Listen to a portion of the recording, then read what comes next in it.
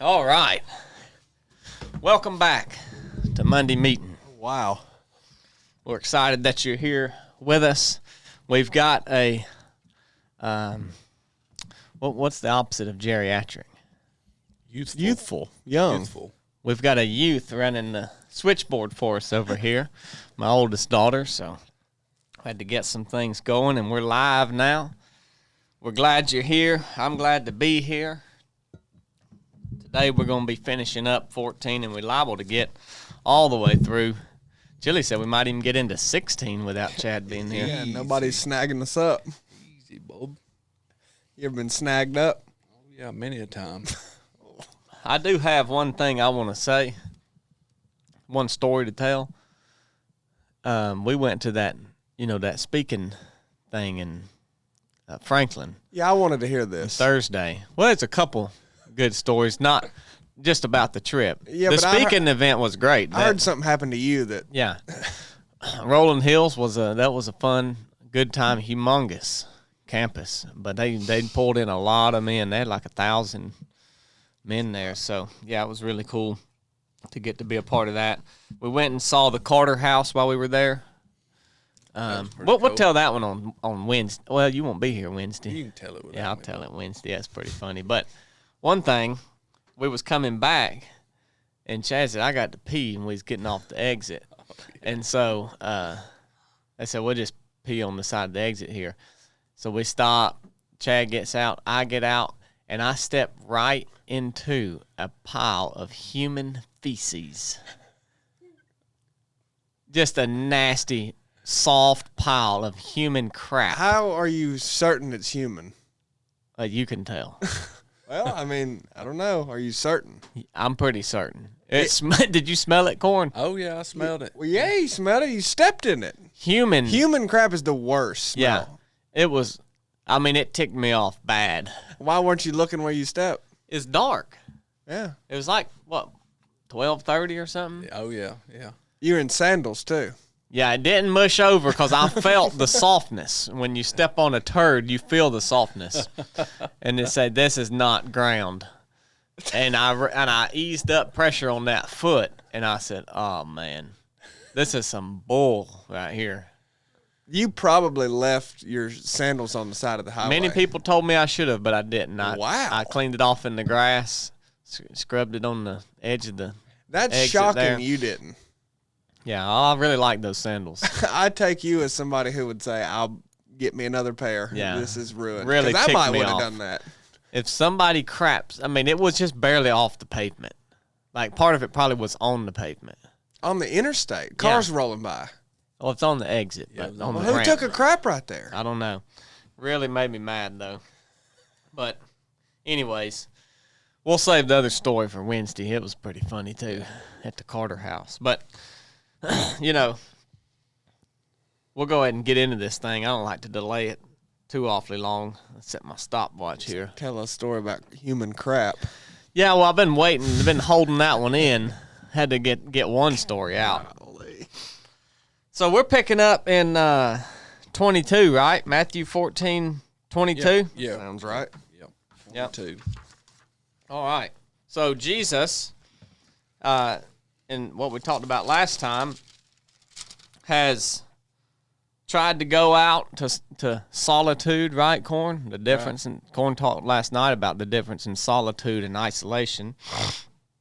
And all these people get around him with compassion. He deals with them, talks to them, helps them, feeds the 5,000. And that brings us to verse 22. And it says, immediately Jesus made his disciples get into the boat and go before him to the other side while he sent the multitude away. And to me, right off the bat, it was interesting, like the urgency. The words immediately and made. It wasn't like he said, hey, look, let's, it's like he didn't get in there with them. He was in a hurry. Like he was already heading out there and got intercepted by these people. And then immediately he says he made them go get into the boat. Another version says he insisted or he directed. but they're all direct commands. Like that was what he made them do. It wasn't like an option to them. And it was interesting to me. Why do you think that he made them do that? Y'all got any thoughts on that? I don't. I mean, I don't. No, the totality of it. He had just heard that John had been killed, right? Yep. And then they had went out, and the multitude sort of followed them when they was on the boat before, around the side of the lake. It gets out and feeds the 5,000. That was a long day. Yeah. You would think if someone said, "Hey, y'all got to get in this boat and go on," that he was about to rest up and take a nap. Like it's been a long day. But no, he don't. He goes up on top of a mountain. Yeah. You know, I know that may not be adding to what you're saying, but that's what I was thinking. That's a long day, and instead of resting, he goes up on top of a mountain and gets with the Father in solitude again. Yeah, it was, when I read it, I thought the same thing. I thought, well, he was already trying to go be alone because John the Baptist had been beheaded, presumably to mourn. Let me close this door. Yeah, that was a real oversight. People in there coughing and crap. Y'all supposed to be looking behind me. And I thought, like, maybe he's just, like, now he's trying to go do what it is that he had set out to do initially. But if you look in John chapter 6, 14 and 15, so 14 says that, he did this. Well, and then 15 says that when Jesus perceived that they were about to come and take him by force to make him king, he departed again to the mountain himself. So he had just fed the 5,000, and John is accounting saying that Jesus thought that they were going to come take him and make him king because of all these things he was doing, which is interesting and not in line with what I had thought. Right, yeah. But I guess if you think about it, he's doing all these miracles, and maybe he was like, they're coming to take me and want me to be their king, which is not in the will of God. And maybe he sent the disciples out so that they wouldn't be corrupted by their willingness to do, because they probably would have joined right in. The disciples, they were kind of from the same stock, right? They wanted the Messiah to be this king, right? Their leader that stays here on earth. And so to me, that was just interesting that it gave insight into that, and that it wasn't, according to John, it wasn't really him wanting to go get alone because of John the Baptist. So he sends them out, and then he goes up on the mountain to be alone with God.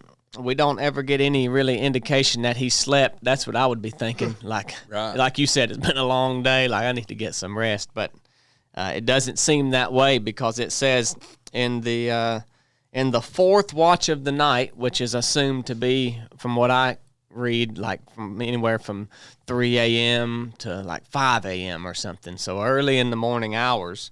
In the fourth watch of the night, the boat that the disciples are on is out there being tossed by the waves and the wind. And so Jesus goes out there to them and meets them out there. And that's kind of an interesting interaction they have when Jesus gets there. They thought he was a wraith. Yeah. They saw him walking, and they said, it's a ghost. Why do you think they responded that way? Do you think that's weird? Yeah. Yeah, I do. But, I mean, if you think about it, if you're out anywhere and you see something you ain't expecting, I'm not speak speaking for yourself. That's right. I'm not speaking for y'all. And you see something like out in a soybean field while you're coon hunting, and it's a man like, you'd say, that's a Civil War man. I'm not going to stand up. Now, of course, I hadn't just physically been with Jesus in the moment, but I'm not going to turn around and say, well, that's Jesus, unless he says I'm Jesus. I'm going to say, whoa, now that's something wild right there. Yeah. Yeah. Or something on the moon or something, Exactly. Yeah, it's you always try to put yourself in like the disciples' shoes, and because we read this and we're making these, saying that we would have done this after we've read the whole Bible, Right, but yeah. you would think had you been with Jesus for this amount of time and you'd saw all of these different things that he's done, and then someone shows up, I would think my mind would go, I bet that's Jesus. Like, nobody else is out there walking on the. Yeah. But this was new, right? I mean, this was something new. They're like 2 or 3 miles out in the sea, and clearly they weren't expecting him. They weren't expecting him to come save him, or they would have recognized him, right? So they weren't looking for him. But they say it's a ghost. They cried out in fear, and immediately Jesus spoke to them, saying, "Be of good cheer. It is I. Do not be afraid." And then they still kind of question it, right? They're still kind of like, well. So Peter says, well, if it's you, Lord, command me to come to you on the water. And so Jesus tells Peter to come out, and Peter begins walking on the water. And what everybody knows this story, right? Peter starts looking at the wind and the waves, taking his eyes off of God, and he falls, and he starts to sink. And everybody wants to bash on Peter like, oh, you didn't have any faith. Right. But if you really look at it, who was the ones that didn't have any faith? Yeah. Everybody else in the boat, right? Everybody's still in the boat, yeah. Peter was the only one willing to actually step out, I mean, literally, in faith, to come to God to say that, well, if he says he's God, this must be Jesus. And he steps out, and that's, we all, like Chili talks about being, he doesn't want to be a Pharisee sympathizer. Oh, yeah. But, people always dog the ones that they see bad stuff's happening to, but it wasn't, like, I don't think we can hit Peter for that. Right. Like, he was the one who had stepped out. Yeah, I think it's interesting, too, that he just didn't just fall into the depths. Yeah. When he started to sink, he called out, "Lord, save me." When he realized he was sinking, he knew to call out to him. Yeah, there's a lot of really good parallels in this story of things that we can relate to in life, because, I mean, using this account the way that it is traditionally taught is, like, I mean, it is true. And you start looking at what's going on, and you say, oh, dang, it's getting real nasty out here. And you forget that Jesus is right there. And had you just focused on that the whole time, you are safer being in the midst of that terrible storm with Jesus there than had you been being on the shore out of his will. And another interesting thing to me about this account is that they were there because of their following Jesus. Right. Not in spite of it. Not because of their rebellion. Because a lot of times we think, oh, well, this is happening to me because I've done something wrong, or because I'm not following God the right way. But we see here that they're there because they are in the will of God, and they are following him. And there is, I guess, storms, if we want to use that, of correction, where we're doing something wrong and we need to be put back on the path. But this is like a storm of sharpening, if we want to use that analogy from last night, of sharpening or perfecting them. And when he sent them out, you look at all this in hindsight, he knew, right? He knew it was going to happen. So he had in mind of perfecting them from the moment he sent them out. He knew, like, all right, I got this little window of time. I'm going to go up here and talk to the Father, but here in a little bit I'm going to have to go out here and save these disciples. Did you notice, maybe this is skipping ahead, but did you notice when it says at the end, and of course this could just be a translation thing and not like a real issue to hone in on, but it says, then those who were in the boat worshipped him. We're at what verse? 33.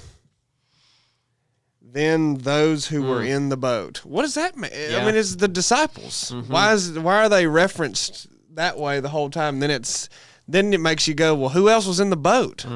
Because does it not you? I mean, I know that could just be a simple just change of wording and whatever. It's obviously it's understood that it's them, but I just go, it makes you pause and go, who is in the boat? Yeah. Yeah. At this time, were there more than the 12 disciples at this time? You know, because sometimes it references the disciples or the followers of Christ, Jesus, and we just think it's the 12. Yeah. But at periods of time, there were more following him than just the 12. Yeah, it just earlier it's, all throughout that little section it says made his disciples get into the boat. When the disciples saw him walking on the sea, they did this, and then it just switches to those who were in the boat. Yeah. I don't know. I guess it could have been them plus others in the boat, and then they all worshiped him after that happened. I don't know. It was just, and they still had some doubt before that point, because look at the last part of 33. It says, then they say, truly you are the Son of God.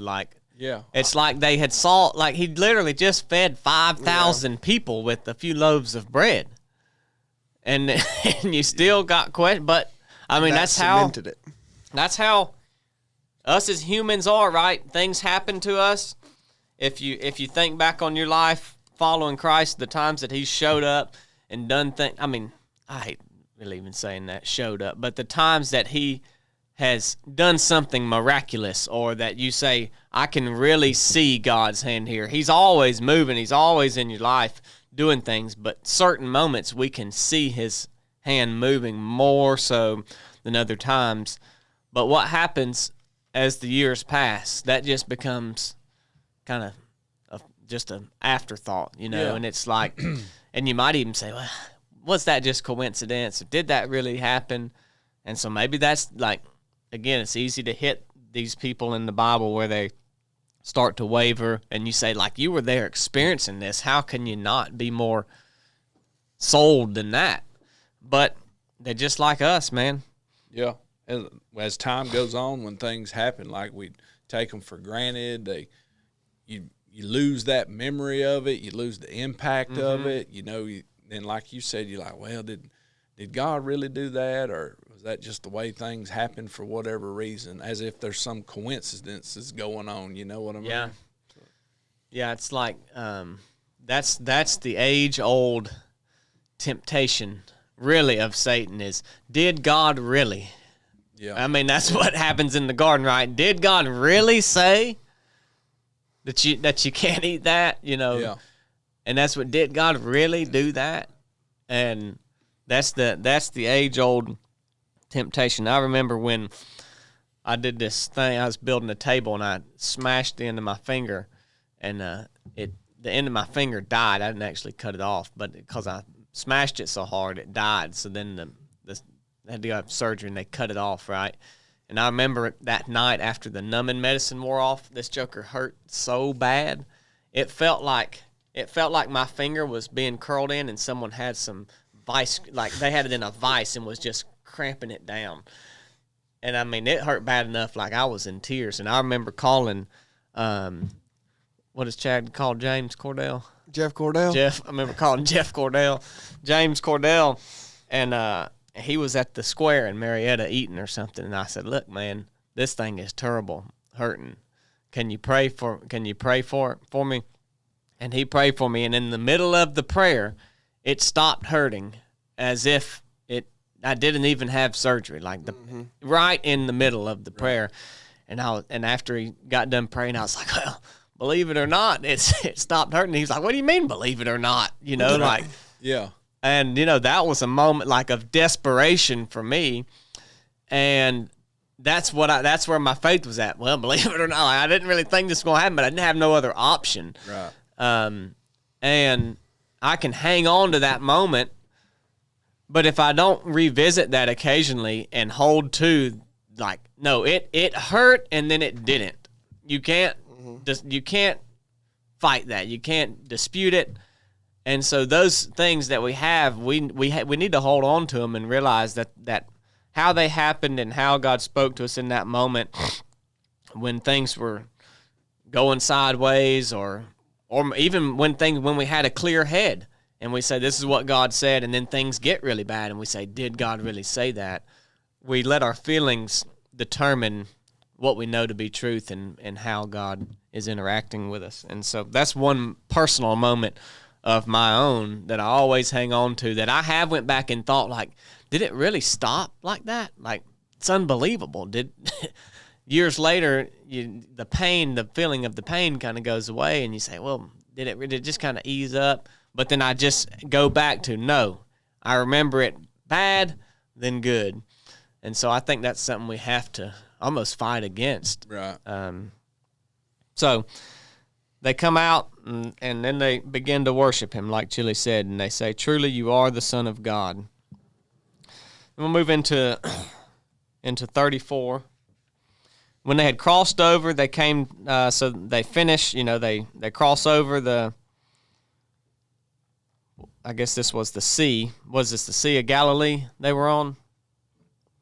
Well, I don't know. Suspect. It doesn't say, right? I would Yeah. just assume.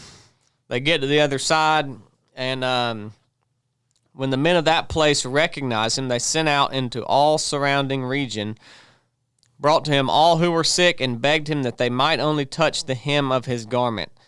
And as many as touched it were made perfectly well. So he gets to the other side, and there's clearly another group of people there waiting on him, right? And they're all wanting healing. That's a common theme, I think, that we've saw a lot through here. I mean, sometimes they're just there listening to what he's preaching, but people are always showing up wanting something from him. And he heals them. And I guess because they had told everybody that he's there on the other side, it says, then the scribes and Pharisees who were from Jerusalem came to Jesus. And so here they are again, the Pharisees. They're back, like, trying to get at him, right? And what do they say? From Jerusalem, yeah. Yeah. Yeah, I think that was a long ways away, too. Yeah. From where he was at to Jerusalem. They traveled a good minute to get there. Was it? Yeah. Gennesaret. Yeah.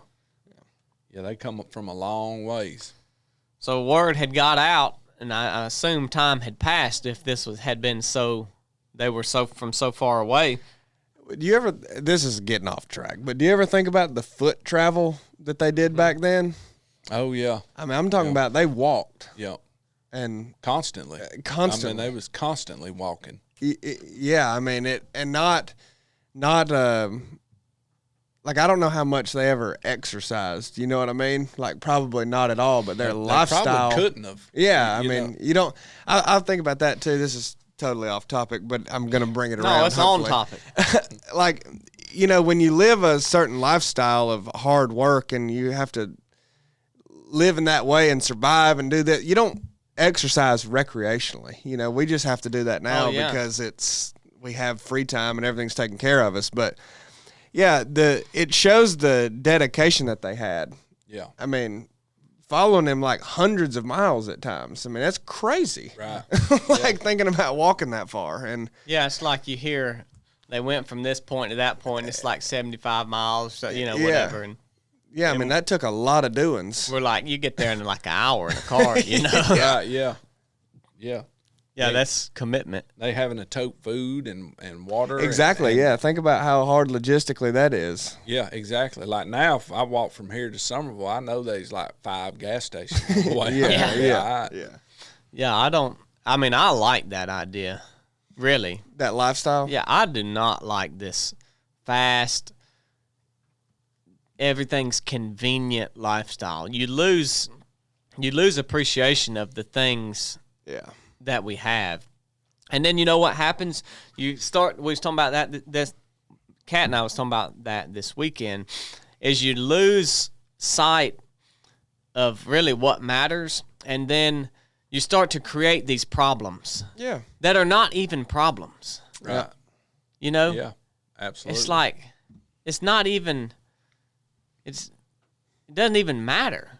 But humans will find the next problem that they can find, and they're going to figure out how they can make that better. And before you know it, you're trying to figure out, how you can get a garbage can lid to open automatically, when you walk up to it, because you don't have to. It's like we're in a race to what point can we get to where we just absolutely do nothing. We just sit.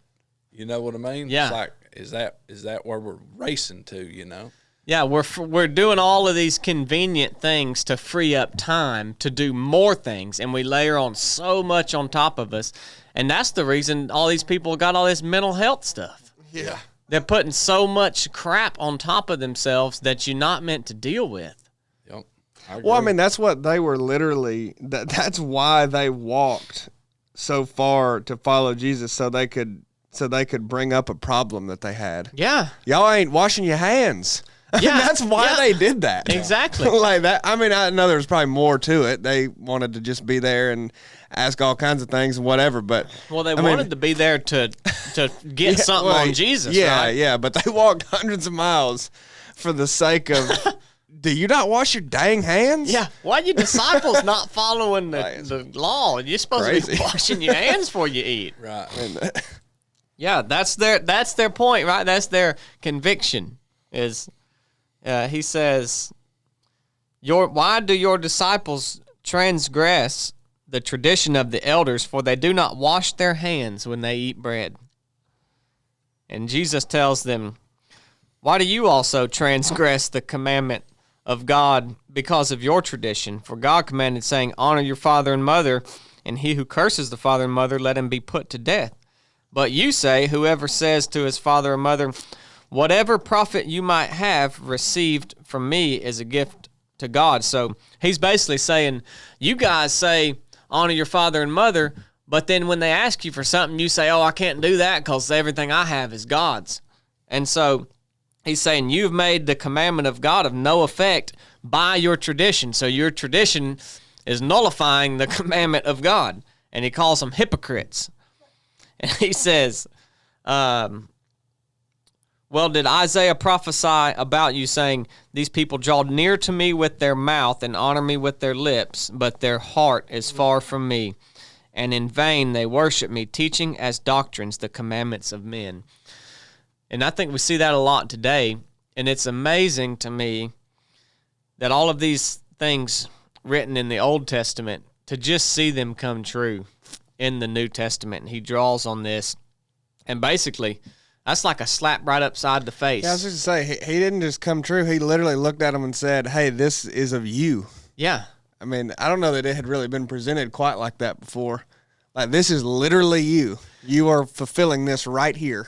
And they're Yeah. like, dang. Yeah, like these things that you guys study Yeah. and say that you live by, you are fulfilling the negative thing that it says is going to happen right now. Yeah, that is... I think we see that a lot today with the people that draw near to me with their mouth and honor me with their lips, but their heart is far from me. And that's not a place you want to be. No, we talk about that a lot. You know, you do. The heart supersedes or like, you know, takes precedence over even what your mouth says. Like, not that it's good to be saying bad things with your mouth and doing bad things, but like if your heart is actually in the right place, you know, that probably won't happen. But if it does, like, that's what's more important. Mm-hmm. I mean, overall, where your heart is at. And they definitely valued actions more, but I think we do too. Yeah. I mean, really, I think we constantly do that. Yeah. So. Yeah. Yeah, I think we do too, because that's what we can see and that's what we can judge, so to speak. That's our gauge. Yep. Yeah. Yep. And so you can show good things, right? You can draw near to God with your mouth and honor him with your lips, but your heart be far from him. Mm-hmm. But I don't think the opposite is true. I don't think that you can not dishonor him with your lips and not be near to him, but your heart be close. I don't know. We have talked about that, right? I mean, you can do things wrong and you still sin, obviously, but yeah, I guess it'd be different than dishonoring. Yeah. Yeah. And so, you know, we can gauge. That's always a hard thing, is judgment and seeing where people are at by their works and by their words. And the things that we say are a good gauge for us, for ourselves, if any, at the very least. Right. We talked a lot with Blakely, right, about out of the abundance of the heart, the mouth speaks. The things that we take in affect our heart, what we feed ourselves, where we're at. And if we start saying things and doing things that we shouldn't do as a follower of Christ, then we can look and say, well, what have I been putting in my heart, right? So Jesus tells them this, and so they're coming at him, accusing him, and he basically tells them, well, look at you, you're nullifying the law, the word of God by your tradition. And when he had called the multitude to himself, he said to them, so he's had this conversation with the Pharisees. Now he's turning to these people and he's saying, hear and understand, not what goes into the mouth defiles a man, but what comes out of the mouth defiles a man. What y'all got on that? Well, I mean, that's just hearkening back to the traditions that go along with washing your hands before you eat bread, right? And you know what you can and can't eat. I mean, I'm sure that's all he's talking about, because that's right along what they're focusing on. And he's saying, you think you should wash your hands before bread, and that's more important than, you know, how you live and where your heart is and how close you are to God and how you're honoring God. Well, let me tell you what else don't really matter. Yeah. If you eat this or that, it's more so, you know, what's coming out of your mouth. And it's interesting. He says that what can come out of your mouth will defile you. Mm-hmm. You know, like, it's not even just that it's, you know, not good or can have an effect, whatever. I mean, it that is what defiles you. So that's, yeah, I don't think it's ever taken as serious as it should with most people today, including me, and, you know, like, how much what you say matters. Mm-hmm. Like, we know it matters, but that's a big deal. Yeah, how do you think it defiles you? What you say, it's like you're defiling yourself. Yeah, I don't know. It just, clearly it's more significant than anybody was taking it then or takes it now. And it's like we still don't really get it, you know? Yeah. It's like, you know, if you're saying some, you know, for lack of a better explanation, some whacked out crazy things, cursing or, you know, however it may be, talking nasty or whatever, like you're essentially saying it's okay for me to have these thoughts and voice them out amongst the people around me, and just, you know what I mean? That just, the totality of that can't be good. Now, comparison it to the word defile, I don't know how to coincide the both. You wearing that Slurpee out over there. Like, just blow it and get it over with. Like, just blow your nose. You don't got to try to hold it in. Get it out. Snotty nose. nose. I thought she was drinking a Slurpee over there. No, she's blowing her nose. Oh. Anyway. Got the youth back there. Yeah, that's an odd thing. And then he gets back into parables, right? Yeah. Yeah. Yeah. So he's going back. We talked about that a couple weeks ago. So he turns to the multitude and tells them, look, the disciples say all these things that you have to do them right, and you need to have this tradition and these make everything clean before you eat it, because that's what they say. And he's saying you need to be more concerned about what's coming out of your mouth than where your heart is. And he turns to the disciples and he said to him, do you know that the Pharisees were offended when they heard this saying?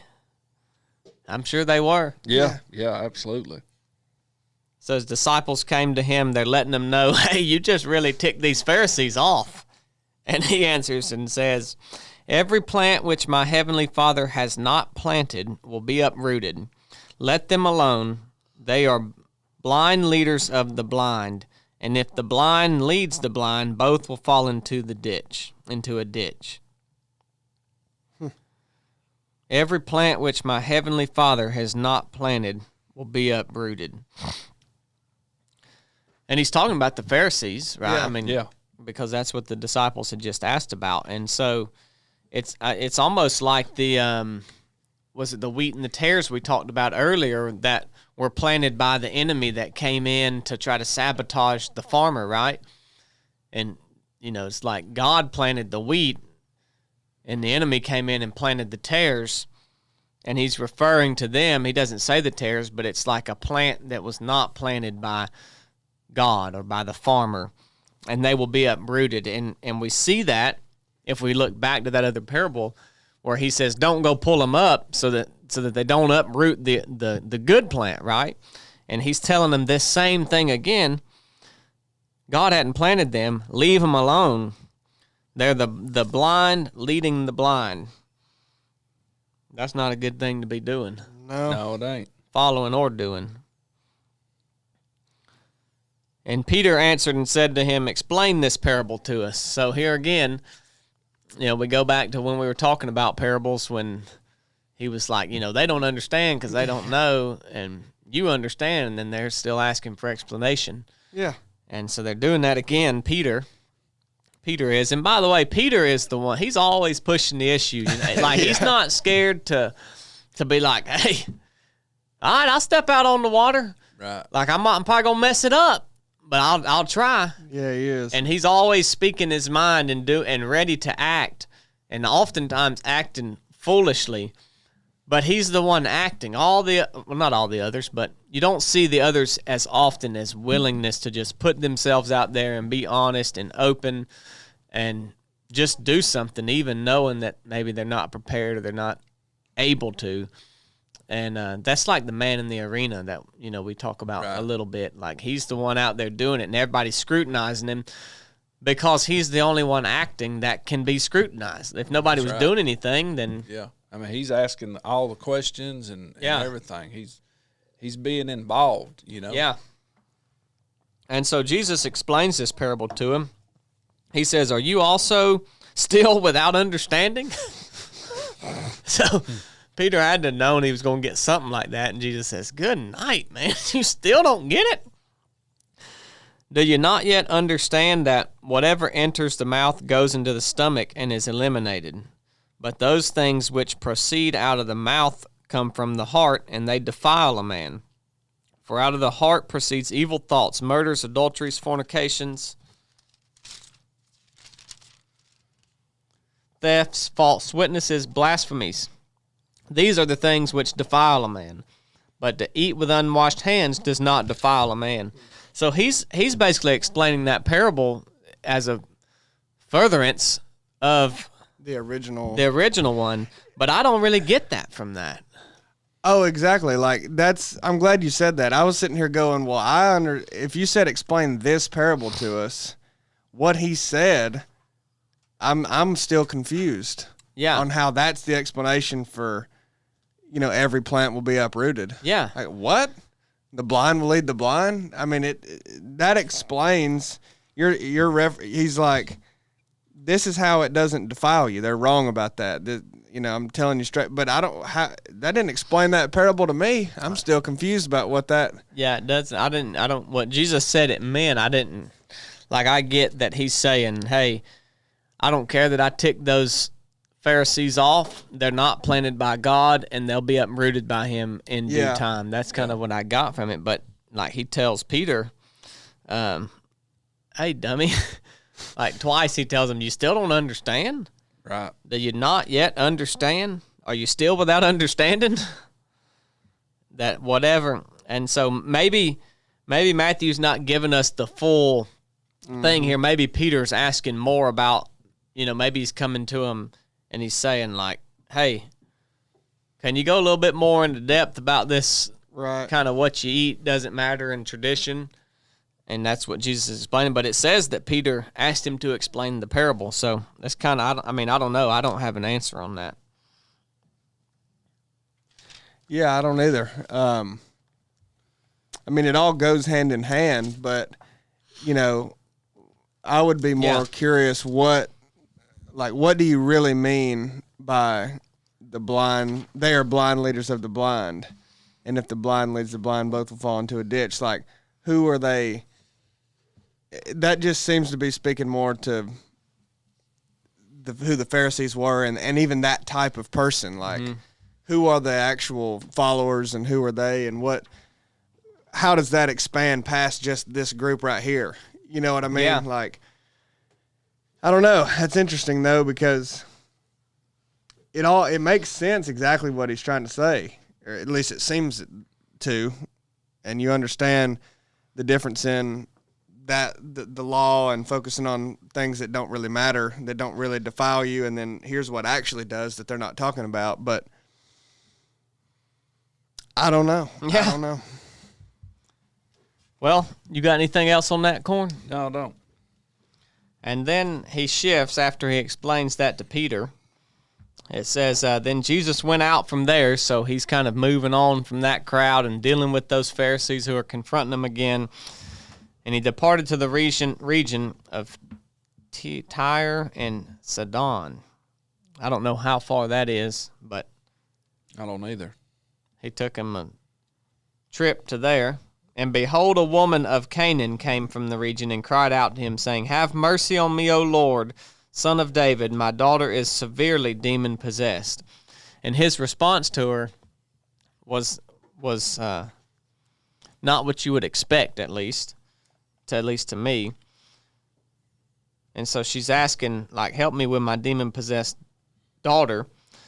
And it says, but he answered her not a word. And his disciples came and urged him, saying, send her away. She's crying out after us. Like, so she comes asking Jesus for something. It's like he turns a blind eye to her. And his disciples are like, get rid of her. She's here nagging all the time. And he answered and said, I was not sent to accept the lost sheep. I was not sent except to the lost sheep of the house of Israel. And so at this point, he's kind of talking to her, is what I get, is that she's still there begging. And he says, I wasn't sent for the Gentiles. I was sent for the lost house of Israel, which is contrary to what everything else we read, right? Like we learn that he is there for the Gentiles too. And I think he's doing this in testing of this lady. Yeah, I do too. I think he's seeing where she's at. And she came and worshipped him, saying, Lord, help me. But he answered and said, it's not good to take the children's bread and throw it to the little dogs. Sounds like something Corn would say.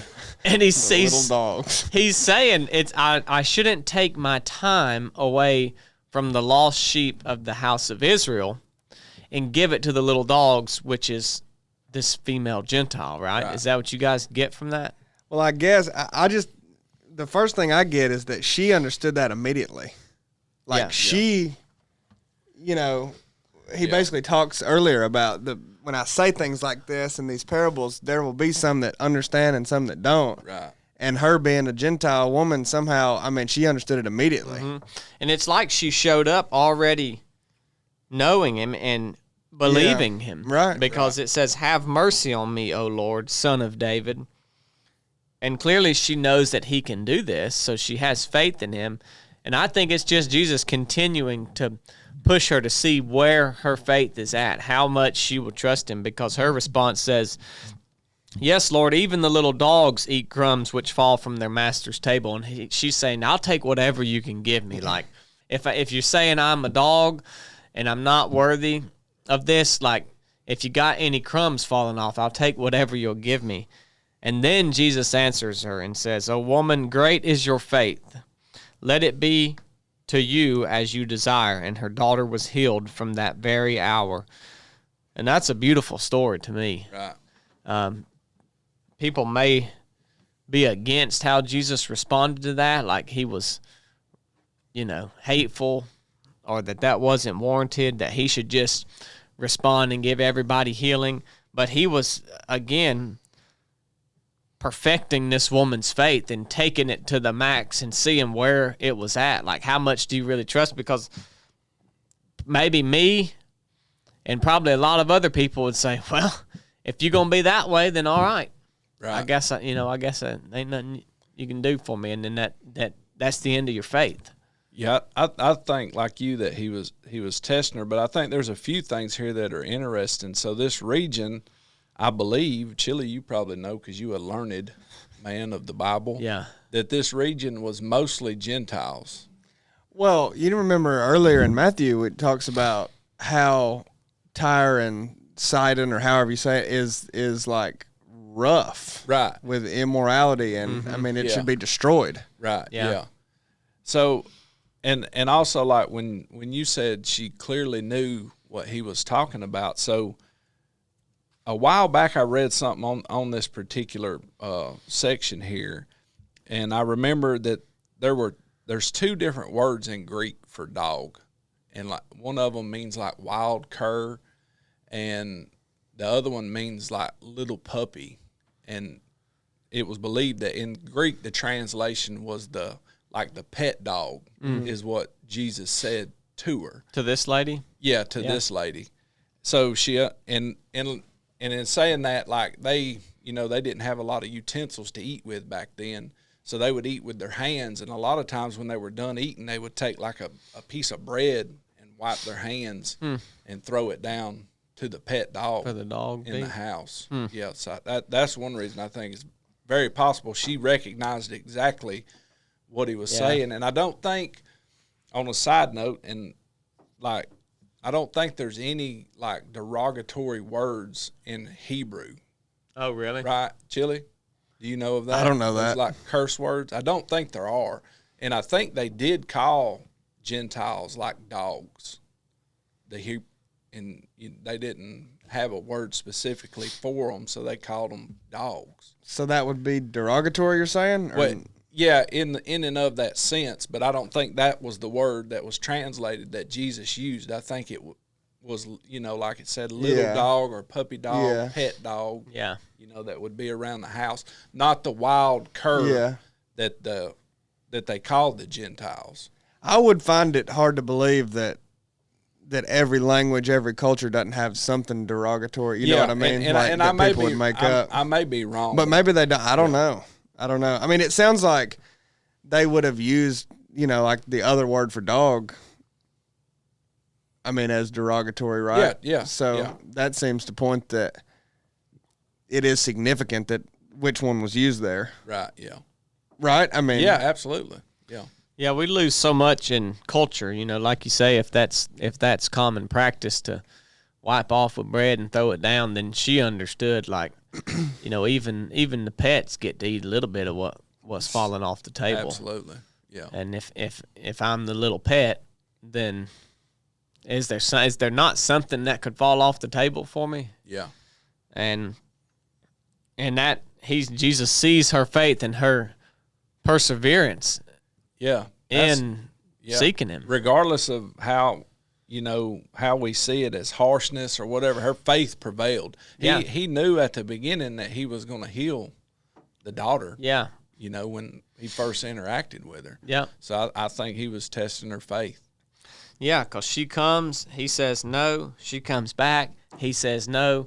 She comes back again. Yeah. And then he heals her daughter.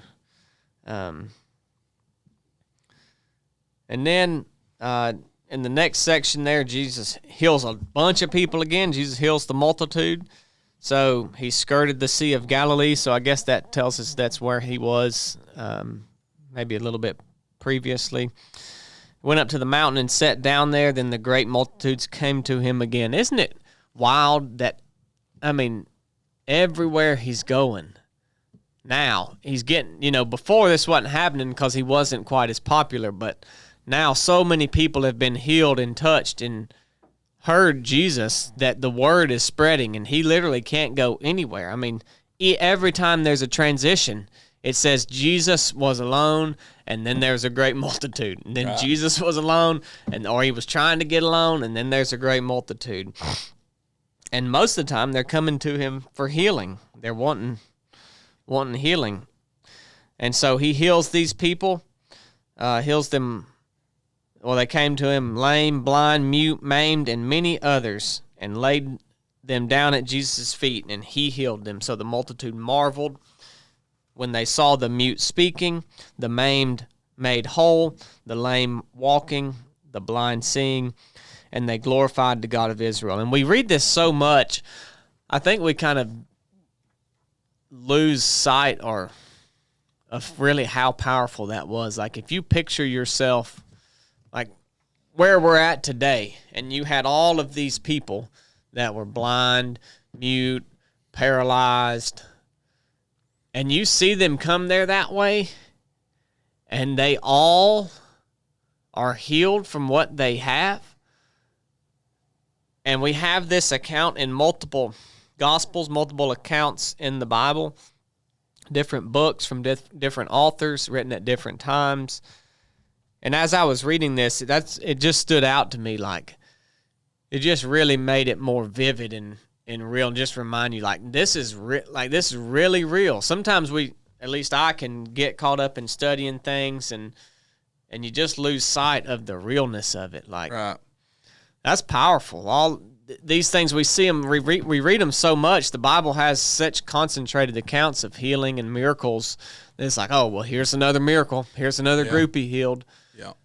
But it's not a piddly thing, you know. No, it ain't. Yeah, you're right. Even going to the next where he feeds the 4,000. When I was reading through this, I was like, oh, okay, you're about to feed a bunch of folks again. Yeah, he just fed 5,000. He about to feed 4,000 right here. Yeah. Yeah, but you're right. Yeah, it's easy to do that. It's real easy to do that. Yeah, because it's so concentrated. I also, when I read about all the healings, I remember, really, I've probably carried this with me into adulthood, like, without really thinking about it and putting it into perspective of how many people would need that type of healing today.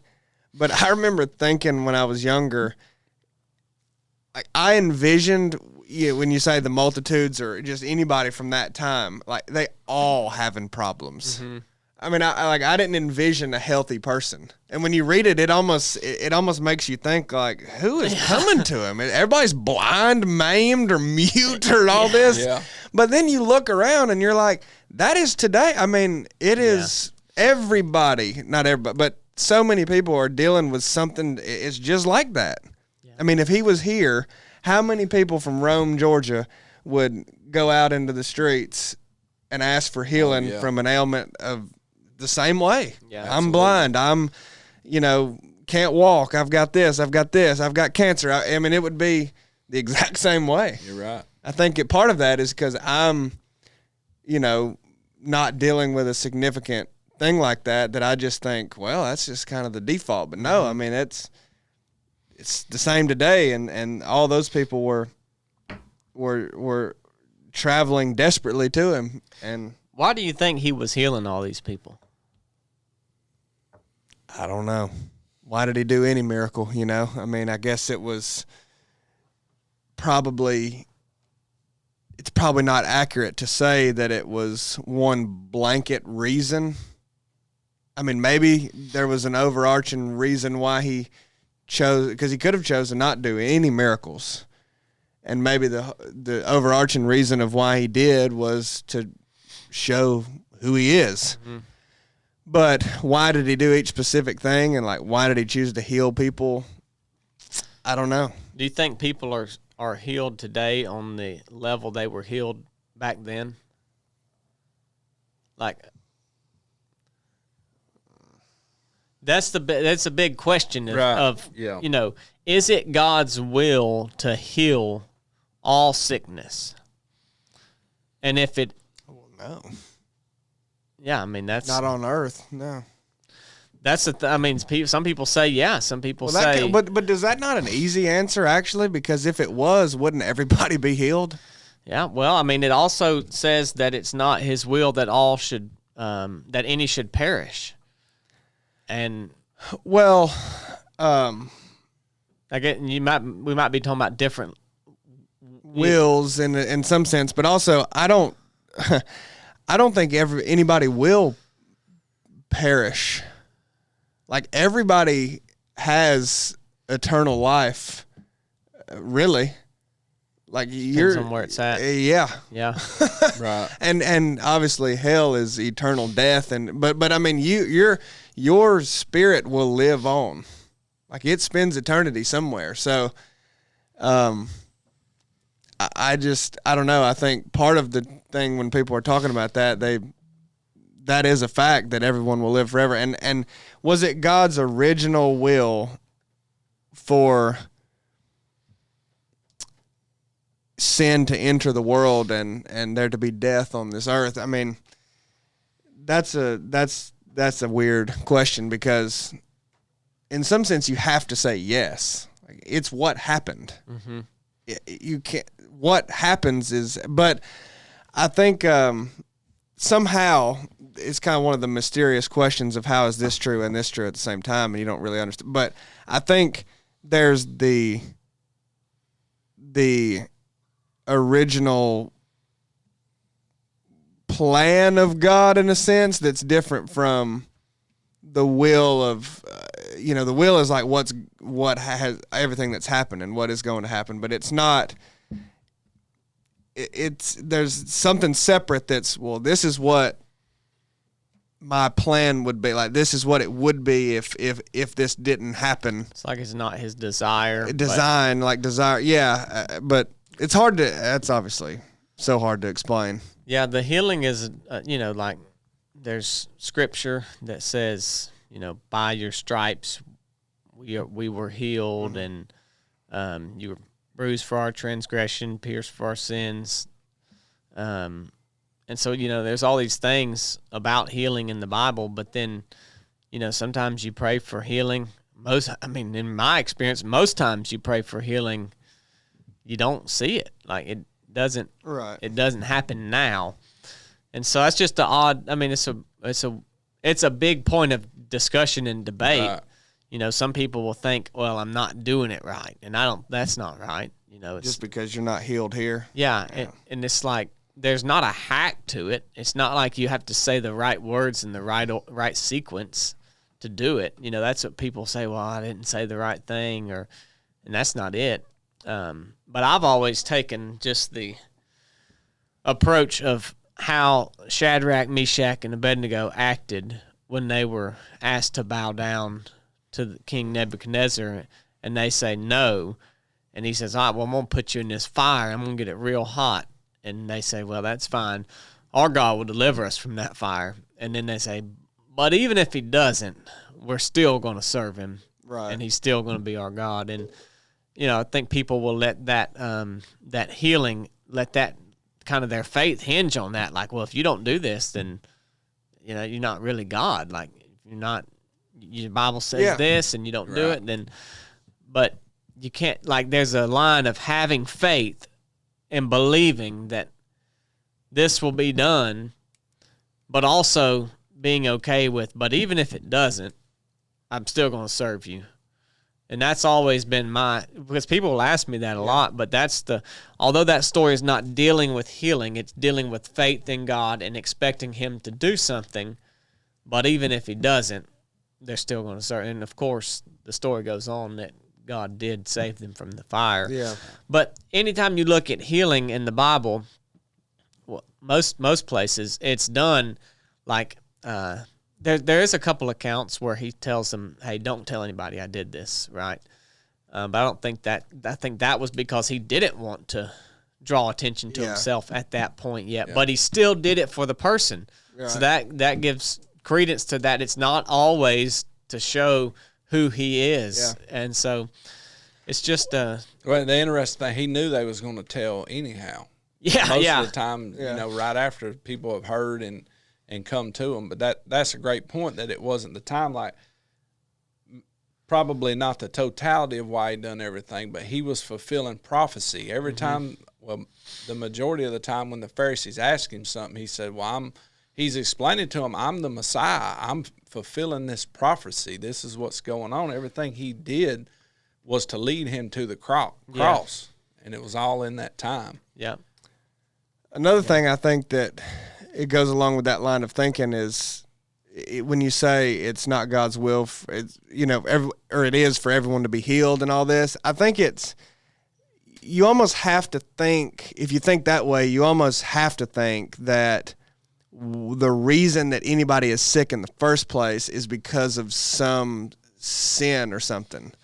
I don't think that either. Yeah. But I think you hear a lot of people say, say I become blind at, some point in my life, they almost like this line of thinking immediately connects that to, well, that's because, when I was however old, I did this, and this is like a punishment for that. I mean, I've heard people explain into detail, like why every ailment has happened to them. Yeah. And I'm like, you just made that up. Yeah. I mean, you don't. That's not in line with anything else you read. No, but I think a lot of times that goes hand in hand because you think that there must be a reason why this sickness happened, and it's because of something that I did, and then, well, that's what they told Job. That's what Job's friends told him. Yeah. What have you done so bad exactly. that all this is happening to you? But then they think, if I don't get this healed, if I ask for this to heal and it's not, then it's again something I'm doing wrong. Yeah. And it's like, that's not necessarily the case. As if they have any bearing on.